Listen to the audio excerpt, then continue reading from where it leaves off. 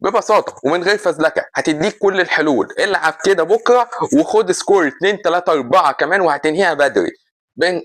بيكهام هيبدا بصناعه اللعب من ورا واحسن مدافع بيلعب برجله في الاهلي لحين رجوع ياسين ماري.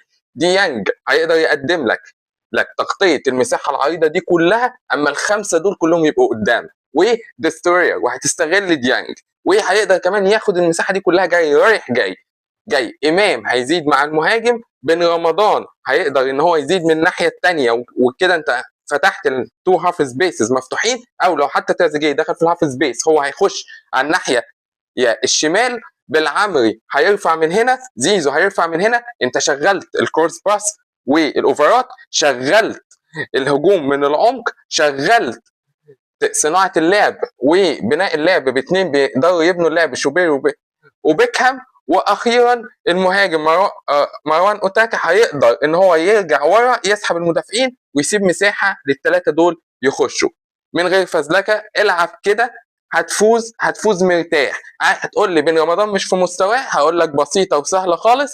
ودي بن شرقي، خلي زيزو في نص الملعب، ووقت الهجمه بس بن شرقي هو اللي هيضم، وزيزو يروح برده الباك اليمين، عشان زيزو الوحيد اللي هيعرف يرفع لك وينزل لك الكره على راس تريزيجيه.